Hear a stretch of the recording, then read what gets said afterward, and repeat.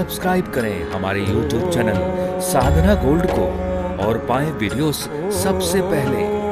Bell icon दबाना ना भूलें। सूरदास जी रोज वृंदावन बिहारी जी का दर्शन करने जाएं।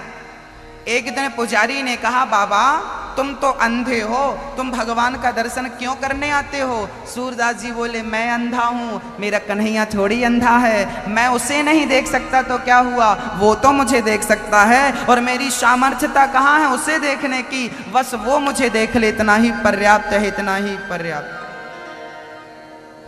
बस सूरदास जी अद्भुत संत सूरदास जी महाराज, केवट ने भगवान को अपना हाथ पकड़ा दिया। इसलिए कभी भगवान का हाथ नहीं पकड़ना चाहिए सदा। इसलिए मंदिर में जाओ तो दोनों हाथ उठा दो। दर्शन कैसे करना चाहिए? मंदिर में कई लोगों को यह भी पता नहीं होता कि मंदिर जाएं तो दर्शन कैसे करें, मंदिर जाएं तो भगवान से कैसे मिलें। मैं आपको जरा समझाता हूं, बहुत सावधानी से समझिएगा भक्तों। भगवान के मंदिर जाकर के आप लोग मंदिर में भगवान के सामने खड़े हो जाते हैं और सामने खड़े होकर भगवान को प्रणाम करते हैं। ये बिल्कुल गलत है। भगवान के मंदिर जाओ, कभी भी विग्रह के सामने, मूर्ति के सामने खड़े मत हो। क्योंकि भगवान के सामने हनुमान जी हमेशा रहा करते हैं। भगवान के सामने कौन रहा करता है? सदा हनुमान जी रहते हैं। यदि आपने भगवान को सामने से प्रणाम किया तो आपका मुंह तो भगवान की तरफ होगा, पर चरण किसकी तरफ हो जाएंगे? पीछे कौन है? अब आप कहें महाराज जी हनुमान जी का मंदिर तो सामने नहीं है। मंदिर हो ना हो, आप प्रत्यक्ष रूप में हर मंदिर में, हर ठाकुर के सामने हनुमान जी का निवास होता ही होता है।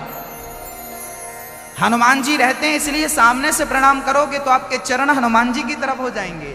और फिर भगवान को ही बुरा लगेगा कि देखो मेरे हनुमान की तरफ तुमने पांव कर लिया। इसलिए कभी भी मंदिर जाइए तो भगवान के सामने से भगवान को प्रणाम कभी ना करिए।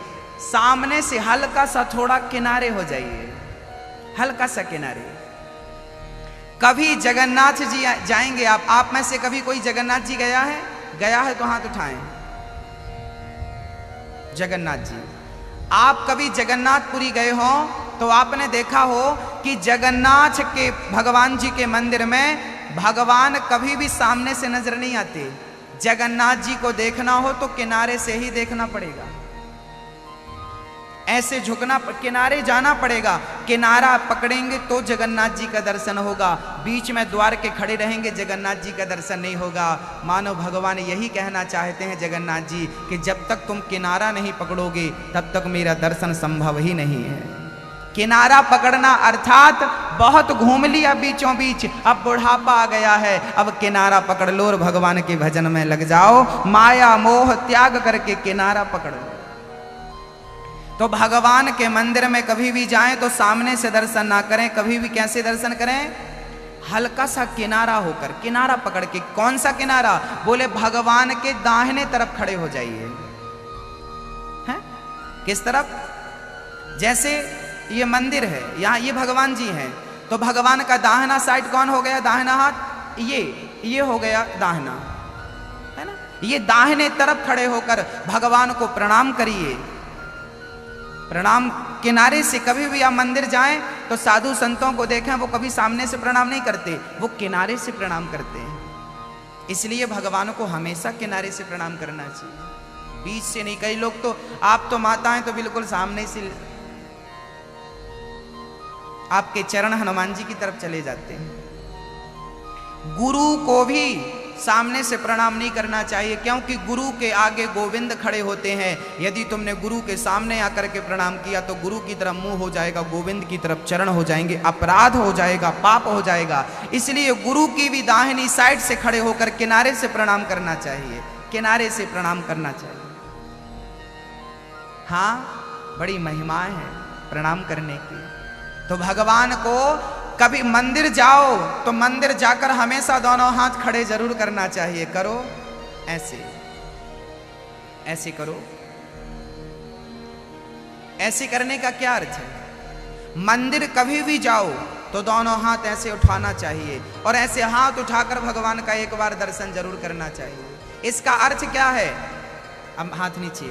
अब इसका अर्थ बताता हूं। जब पुलिस किसी चोर को, अपराधी को पकड़ती है तो अपराधी अपनी जान बचाने के लिए क्या कहता है? गोली मत चलाना, मैं सरेंडर कर रहा हूं। तो चोर, अपराधी हमेशा भगवान के, पुलिस के सामने हाथ उठाकर आता है कि नहीं?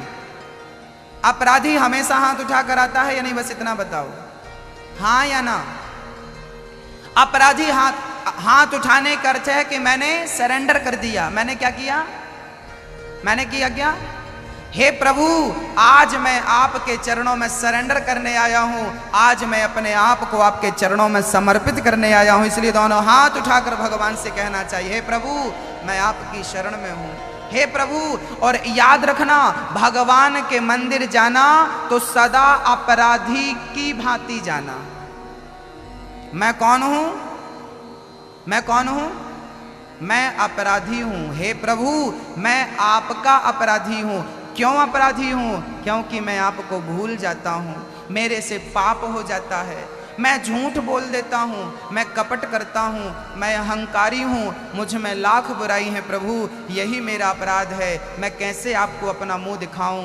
भगवान के पास किनारे खड़े हो जाओ, प्रभु आपके सामने खड़े होने की मेरी हिम्मत नहीं, क्योंकि मैं अपराधी हूं। अपराधी बनकर सदा जाना चाहिए और दोनों हाथ उठाकर कहना चाहिए, हे प्रभु मैं आपकी, हे प्रभु मैं आपकी शरण में हूं। हे प्रभु मैं आपकी, जोर से बोलो, हे प्रभु मैं आपकी, हे प्रभु मैं आपकी शरण में हूं, हे प्रभु मैं आपकी शरण में हूं। दोनों हाथ उठा करके अपने आप को समर्पित करना चाहिए।